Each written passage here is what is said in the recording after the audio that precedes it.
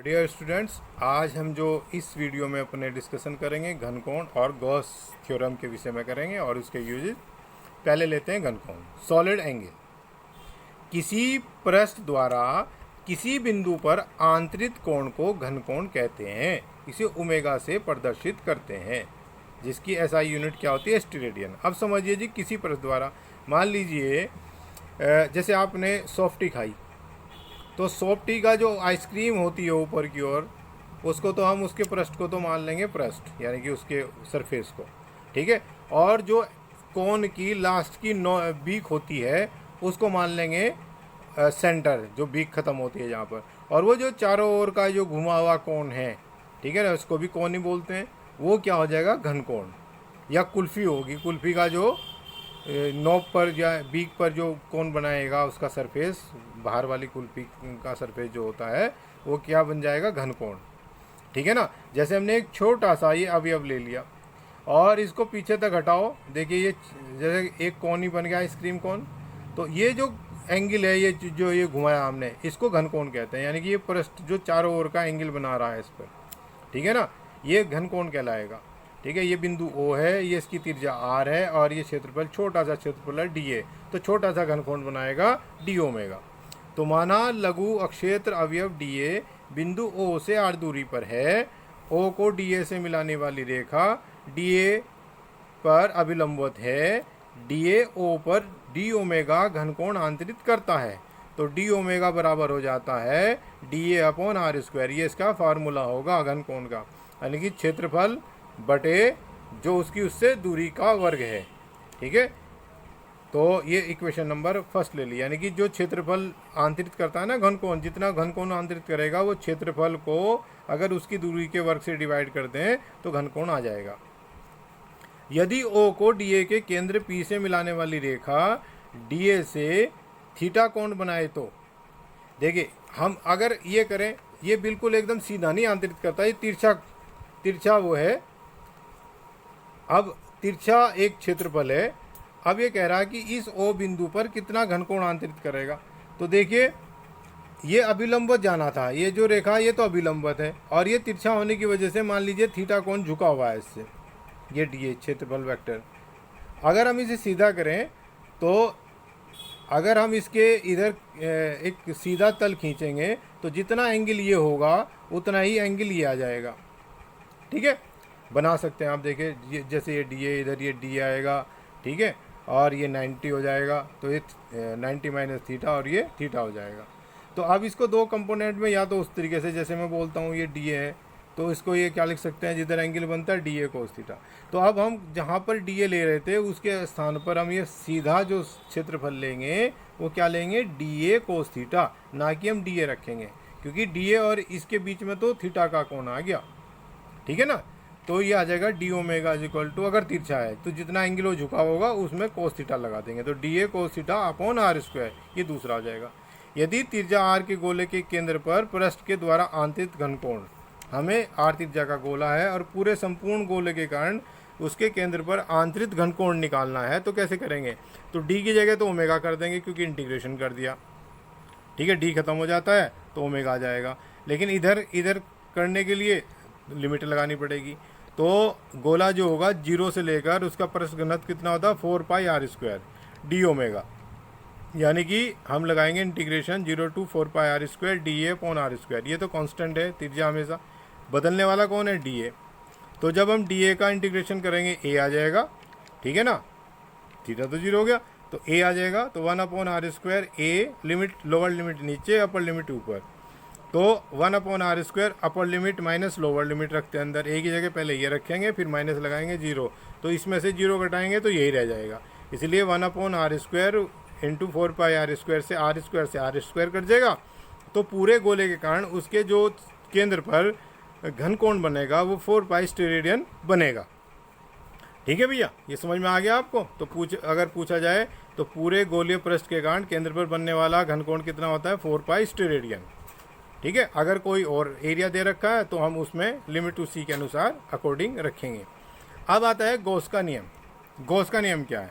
निर्वात अथवा वायु में, किसमें? निर्वात अथवा वायु में किसी बंद पृष्ठ होना चाहिए से गुजरने वाला वैद्युत फ्लक्स फाई ई पृष्ठ के भीतर उपस्थित नेट आवेश सिग्मा क्यू लिख लीजिए या क्यू लिख लीजिए, नेट आवेश का 1/4πε0 गुना होता है। क्या बोला मैंने? एक तो निर्वात या वायु में किसी बंद पृष्ठ, ये देखिए बंद पृष्ठ से गुजरने वाला फ्लक्स क्या हो रहा है? फ्लक्स गुजर रहा है।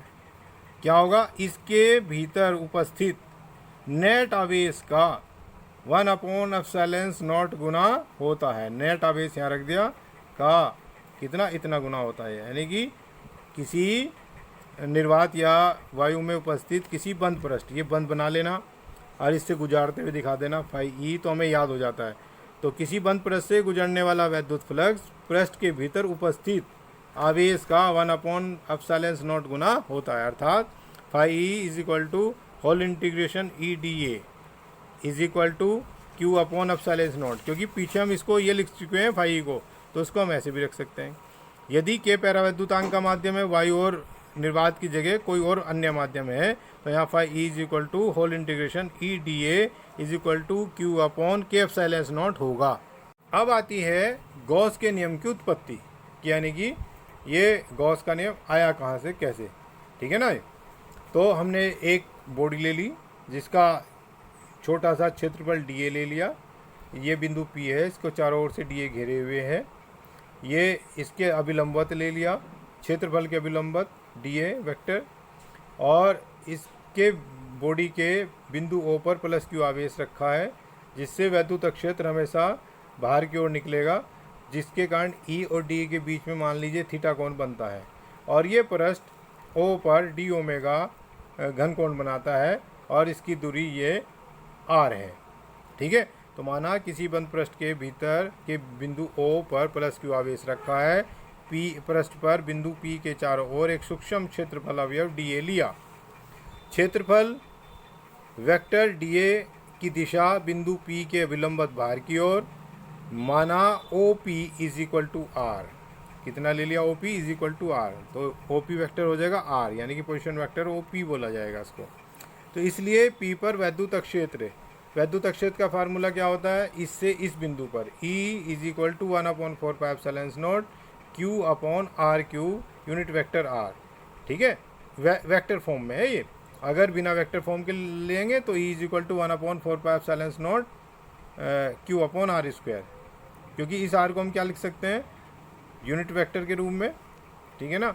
यूनिट वेक्टर के रूप में इसको R into unit vector R, ठीक है ना जी। तो एक R से R कट जाएगा, तो यूनिट वेक्टर R/R² हो जाएगा, और यूनिट वेक्टर R का जो मॉडुलस होता है वो 1 होता है, परिमाण। तो E इज इक्वल टू ई, इसका मॉडुलस 1/4πε0 Q/R², ओरिजिनल फार्मूला रख देंगे अगर हम E लेंगे तो।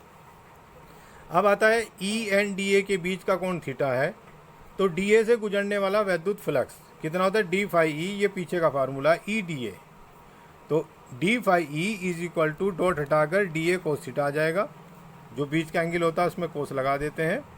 तो D phi E is equal to 1/4πε0, इसकी वैल्यू रख दी ई की 1/4πε0 Q/R² D A cos theta, और ये डी ए कोस थीटा को हम लिख सकते हैं डी ओमेगा घन कोण, ठीक है। पीछे हमने अभी जस्ट एकदम पढ़ा है। D phi E is equal to हो जाएगा 1/4πε0 Q D omega.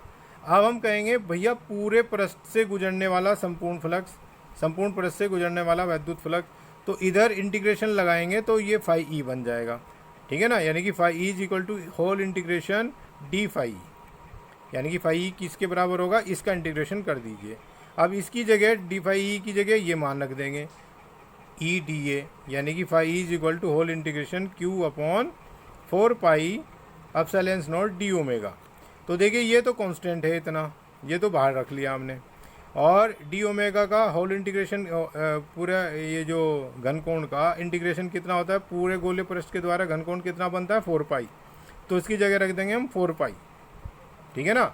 Whole integration d omega is equal to 4π रख देंगे, पूरे गोलीय पृष्ठ के कारण बनने वाला घन कोण, ठीक है। तो phi E is equal to आ जाएगा Q/4πε0 4π, 4π से 4π कैंसिल, और ये आ गया phi is equal to Q/ε0। देखिए यही गॉस थ्योरम होता है। तो याद करने के लिए हमें क्या करना है, चित्र तो याद रखना ही। इधर हम थोड़े से एक पॉइंट लिख लेते हैं। पहले हमें क्या लिखना है भैया, ई का मामला लिखना। ई कितना 1/4, पहले पॉइंट लिख लो जैसे लर्निंग के लिए, 4 pi epsilon naught Q upon R square. फिर हमें क्या लिखना है, छोटा सा फ्लक्स लेना है दूसरे पॉइंट में। ये कितना होता है, ई डॉट डी ए, छोटा सा क्षेत्रफल और छोटा सा वो, ठीक है ना जी।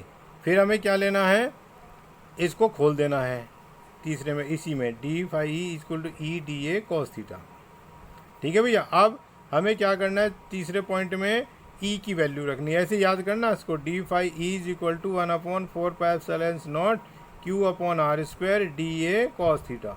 अब हम जानते हैं डी ए कॉस थीटा की जगह क्या रखना है, चौथे पॉइंट में डी ओमेगा क्या रखना है, 1/4 pi epsilon naught Q D omega. फिर हमें क्या करना है, पांचवें पॉइंट में होल इंटीग्रेशन, संपूर्ण फ्लक्स निकालना फाई ई, इंटीग्रेशन कर देंगे टोटल का, इसका integration 1/4 pi epsilon naught Q D omega, और ये डी ओमेगा की जगह इंटीग्रेशन डी ओमेगा की जगह रख देंगे 4 पाई एप्सिलॉन नॉट और 4 पाई यहाँ पर डी ओमेगा की जगह, तो 4 पाई से 4 पाई कर देगा क्यू अपॉन एप्सिलॉन। ये 5 पॉइंट अगर ऐसे याद रखेंगे, पहले में ई, दूसरे में D phi equal to E D A, और तीसरे में इसकी वैल्यू यानी कि कोस थीटा कर देना है, तीसरे पॉइंट में इसकी ई की वैल्यू रखकर ये बना लेना है डी ओमेगा, और चौथे में डी ओमेगा की जगह 4 पाई रख देना है और कट कर ये आ जाएगा। ये पॉइंट लिख लेना ऐसे कि हमें इस समय पहले क्या करना पड़ेगा, चित्र बनाना पड़ेगा, ये लिखना पड़ेगा, फिर ई लिखना पड़ेगा, और फिर डी फाई लिखना पड़ेगा, ई डी ए, फिर डॉट को खोलना पड़ेगा, ई डी ए कोस थीटा, फिर हमें ई की वैल्यू रखनी पड़ेगी, फिर हमें इसको डी ओमेगा बनाना पड़ेगा और इसकी जगह 4 पाई रखना पड़ेगा। तो अगर हम ऐसे लर्न कर गएंगे, पॉइंट लिखेंगे, रटना नहीं होता, इसको समझना होता है। अगर समझ के हम करेंगे तो चुटकियों में ये हो जाएगा। अतः बंद पृष्ठ के भीतर आवेश के कारण पृष्ठ से गुजरने वाला फ्लक्स कितना होता है, आवेश का 1/एप्सिलॉन नॉट गुना होता है। देखिए, जो हमने पहले वाली व्युत्पत्ति ली गॉस प्रमेय की, उसमें जो आवेश था वो बंद पृष्ठ के भीतर था। अब स्टेप 2 में हम लेते हैं जब कोई आवेश बंद पृष्ठ के बाहर स्थित है। ये बाहर ले लिया हमने, देखो ये पहले तो अंदर था, इस बार बाहर ले लिया। तो माना बिंदु O पर प्लस क्यू आवेश रखा है तथा बिंदु O पृष्ठ के बाहर स्थित है। ये हमें दिखाना होगा, अगर ये पूछा तो ये, वरना उस वाले को हम प्रूव करेंगे, और अगर संपूर्ण पूछा तो दोनों करने पड़ेंगे फिर। अब ये देखिए, ये छोटा सा पृष्ठीय क्षेत्रफल है जो P के चारों ओर है। तो प्लस क्यू से निकलने वाले वैद्युत अक्षेत्र रेखाएं पृष्ठ के एक भाग से प्रवेश करती हैं, वह पृष्ठ के दूसरे भाग में भाग से बाहर निकलती हैं। देखिए, इधर से प्रवेश करेंगे और इधर से बाहर निकलेंगे, अर्थात फ्लक्स पृष्ठ के एक भाग से प्रवेश करता है और दूसरे भाग से निकल जाता है। बाह्य आवेश के कारण संपूर्ण बंद पृष्ठ से गुजरने वाला फ्लक्स शून्य होता है, यानी कि ये शून्य होता है। अब इसको प्रूव करेंगे कैसे शून्य आया। पी पर वैद्युत क्षेत्र ई डैश, यहाँ पर हम पहले ई लेते थे, इस बार ई डैश लिख लिया, 1/4 pi epsilon naught Q upon R square, तो फार्मूला लिख लिया हमने, ठीक है ना। तो डी ए से गुजरने वाला flux D phi E D A, हमने बताया था ना, पहला पॉइंट हम ये लिखते हैं ई का सूत्र, फिर दूसरा पॉइंट ये लिखते हैं लर्न करने वाले में, और जब डॉट हटाएंगे तो कोस थीटा आ जाएगा, तो डी फाई आ जाएगा D E D A cos theta, ठीक है ना जी। फिर इसका ई की वैल्यू रख देंगे 1/4 pi epsilon naught Q upon R square D A cos theta, और ये डी ए कोस थीटा को लिख लेंगे डी ओमेगा, जैसे पीछे लिखा था। तो D phi is equal to 1/4 pi epsilon naught Q D omega, यानी कि पहला पॉइंट क्या लिखा, ई की वैल्यू, दूसरा क्या लिखा, D phi 1/4 pi epsilon naught Q upon R square, D phi is equal to E D A, इसको लिख लिया E D A cos theta, ठीक है। इसमें वैल्यू तीसरे पॉइंट में ई की वैल्यू रख दी 1/4 pi epsilon naught Q upon R square D A cos theta, और इसको लिख दिया डी ओमेगा। चौथे पॉइंट में लिख दिया D phi Q upon 4 pi epsilon naught, और ये जो आ जाएगा इसकी जगह डी ओमेगा, ठीक है। और पांचवें में इसका इंटीग्रेशन कर देंगे, ठीक है, D phi 1/4 pi epsilon naught Q D omega. अब देखिए डी ओमेगा बाह्य बिंदु ओ पर आंतरिक घनकोण है, इसलिए संपूर्ण पृष्ठ से गुजरने वाला वैद्युत flux phi E is equal to, इसका पूरे का इंटीग्रेशन कर देंगे, छोटे से के लिए ये और बड़े के लिए पूरा इंटीग्रेशन, तो वह integration 1/4πε0 Q upon d omega. परंतु बाह्य बिंदु पर आंतरिक घनकोण क्या होता है? शून्य, क्योंकि ये तो घिरा होना चाहिए, बाह्य पर थोड़ी बनेगा आंतरिक घनकोण, तो वहाँ शून्य रख देंगे, इसलिए डी जो फाई आ जाएगा वो 0 आ जाएगा। अतः बाह्य आवेश के कारण बंद पृष्ठ से गुजरने वाला वैद्युत फ्लक्स कितना होता है? 0। अब स्टेप 3, यदि बंद पृष्ठ के अंदर भी तथा बाहर भी अनेक आवेश हैं, ठीक है ना, जैसे ही हमने रख दिया, तो हम यही ले लेंगे phi is equal to whole integration E D A, यानी कि होल इंटीग्रेशन का निशान बाहर, हम ये मान लेंगे ई की जगह E1 है, E2 है, E3 है, E4 है, डैश डैश सबको जोड़ेंगे, ब्रैकेट बंद करेंगे, डॉट लगाएंगे, डी ए सब के साथ डी ए का मल्टीप्लिकेशन हो रहा, यानी कि whole integration E1 D A dot plus whole integration E2 dot D A plus whole integration E3 dot D A, बीजगणितीय योग हो गया सबका। तो Q अपॉन एप्सिलॉन नॉट, भाई इसके लिए Q1, इसके लिए Q2, इसके लिए Q3, सबको ऐसे ही गॉस थ्योरम के अनुसार जोड़ देंगे, और यहाँ नीचे तो एप्सिलॉन नॉट आ जाएगा, ऊपर Q1 plus Q2 plus Q3, इसको लिख देंगे सिग्मा Q, तो यानी कि टोटल जो फ्लक्स आ जाएगा sigma Q upon epsilon not. तो अब बच्चों इस पे जो गॉस पर में हमने पढ़ा है उसके ऊपर थोड़े से क्वेश्चन ले लेते हैं। देखिए एक फिगर दे रखी है, ये एक क्षेत्र है A1, दूसरा क्षेत्र है A2 और ये क्षेत्र है A3। इस A1 और A2 में जो कॉमन आवेश है Q1 है, और ये जो A3 क्षेत्र में बाहर की तरफ रखा है Q2 आवेश रखा है, और ये A2 क्षेत्र में Q3 आवेश है। जहाँ Q1 की वैल्यू 10 माइक्रोकुलाम है, Q2 की 6 माइक्रोकुलाम है और Q3 की -10 माइक्रोकुलाम हो, तो उपरोक्त चित्र में गॉसियन पृष्ठ A1, A2, A3 से गुजरने वाला वैद्युत फ्लक्स ज्ञात करो। पहले किससे गुजारना है? A1 से, तो phi is equal to Q1 in, जो अंदर होता है आवेश आंतरिक अपॉन एप्सिलॉन नॉट, ये होती है ना गॉस पर में। तो A1 के लिए, A1 में देखिए कौन सा आवेश आ रहा है? सिर्फ एक ही आवेश आ रहा है Q1, तो ये आ जाएगा Q1 is equal to 10 microcoulomb, और 10 माइक्रोकुलाम को कुलाम में बदलेंगे 10 × 10⁻⁻6 और डिवाइड कर देंगे एप्सिलॉन नॉट के मान से 8.85 × 10⁻12, और आंसर आ जाएगा 1.13 × 10⁻6 न्यूटन मीटर स्क्वायर प्रति कुलाम।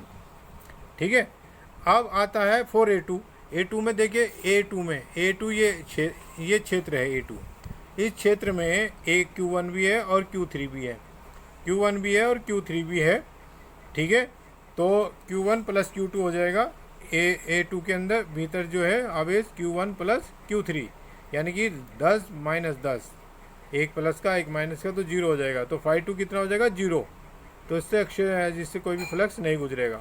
अब A3 के लिए आ जाएगा, A3 में कितना है? देखिए A3 के भीतर Q1 भी है, Q2 भी है, Q3 भी, इनको तीनों को जोड़ देंगे तो 6 माइक्रोकुलाम आ जाएगा।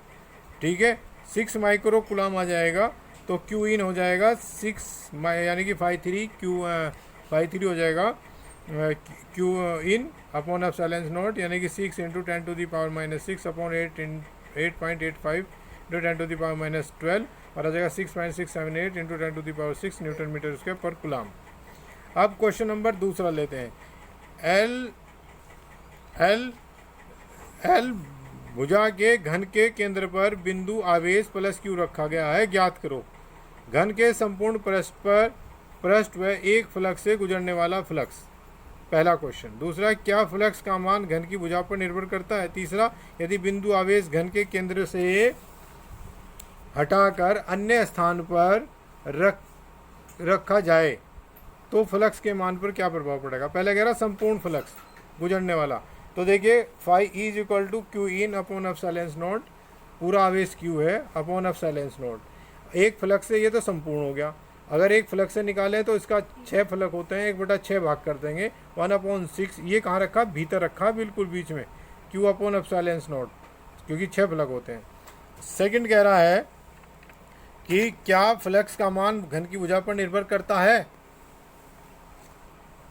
भुजा पर निर्भर नहीं करता। इसमें कहीं भुजा आई, इसमें कोई एरिया आया? कुछ नहीं आया ना, तो इसलिए भुजा पर निर्भर नहीं करता। तीसरा है, यदि बिंदु आवेश घन के केंद्र से हटाकर अन्य स्थान पर रखा जाए तब फ्लक्स पर क्या प्रभाव पड़ेगा। देखिए फ्लक्स के मान पर प्रभाव, जबकि केंद्र आवेश को हटाकर अन्य स्थान पर रखें, संपूर्ण फ्लक्स पर तो कोई प्रभाव नहीं पड़ेगा। किसी एक फ्लक्स से गुजरने वाले फ्लक्स का मान भिन्न भिन्न फ्लक्स के लिए भिन्न भिन्न होगा। यानी कि अगर हम उसको चेंज कर देंगे तो संपूर्ण फ्लक्स तो उतना ही रहेगा, लेकिन भिन्न भिन्न फ्लक्स के लिए भिन्न भिन्न हो जाएगा। ठीक है, उसकी पोजीशन पर डिपेंड करेगा। अब आता है थर्ड क्वेश्चन। थर्ड क्वेश्चन है, एक घन के कोने पर बिंदु आवेश रखा गया है। इस बार कोने पर रखा गया है, अंदर नहीं। ज्ञात करो ए घन के संपूर्ण परत से गुजरने वाला फ्लक्स, बी घन के एक फ्लक्स से गुजरने वाला फ्लक्स। तो अगर हम ये करें कि इसको बीच में लेना है, क्योंकि बाउंड करना होता है, इसको घेरना होता है, तो अब इसके ऊपर एक तो इधर रख दिया जाएगा, एक इधर रख दिया जाएगा घन, एक इधर रख दिया जाएगा, एक इधर रख दिया जाएगा। तो इस प्रकार जब आवेश घन के कोने पर हैं तो गॉसियन पृष्ठ के निर्माण हेतु 8 घन सममित अवस्था में ए पर रखे जाएंगे। 8 घन आ जाएंगे, 1 2 3 4 और फिर ऊपर की तरफ आ जाएंगे, तो इस चारों तरफ से बराबर गिर जाएगा। तो अब ये क्या, पहले इसमें पूछा था कि संपूर्ण पृष्ठ से गुजरने वाला फ्लक्स, अब कितने हुए, 8 हो गए ऐसे घन। तो एक घन से कितना गुजरेगा, 1/8, यानी कि Q/ε0। ये 8 घन में से एक घन से, एक घन के संपूर्ण उससे पृष्ठ से गुजरने वाला फ्लक्स, तो इस बार 8वां कर देंगे क्योंकि 8 इसको घन घेरे हुए हैं। तो एक घन से गुजरेगा 1/8 Q/ε0। याद रखना, अगर कोने पर रखा है तो संपूर्ण फ्लक्स 8वां हिस्सा रह जाएगा। अब ये कह रहा है घन के एक फ्लक्स से गुजरने वाला फ्लक्स। देखिए भैया, घन से तो गुजरता है 1/8 और फलक होते हैं 6 घन में। तो जो हमारा ये आया एक घन से गुजरने वाला संपूर्ण फ्लक्स Q/8ε0, इसका भी 1/6 भाग कर दीजिए। ठीक है, 1/6 φe, तो कितना हो जाएगा, Q/24ε0। तो प्रिय स्टूडेंट, मैंने अपनी वीडियो में आज जो मैटर दिया है, आशा करता हूँ ये आपको पसंद आएगा और समझ में भी आएगा। अगर आपको इससे बेनिफिट मिलता है और अच्छा लगता है ये, तो आप मेरे जो वीडियो को लाइक करें, शेयर करें और चैनल को सब्सक्राइब करें, और अगली वीडियो के नोटिफिकेशन के लिए बेल आइकॉन प्रेस करें। मैं इस प्रकार अपने वीडियो डालता रहूँगा और आपकी जो स्टडी में हेल्पफुल होंगे। धन्यवाद।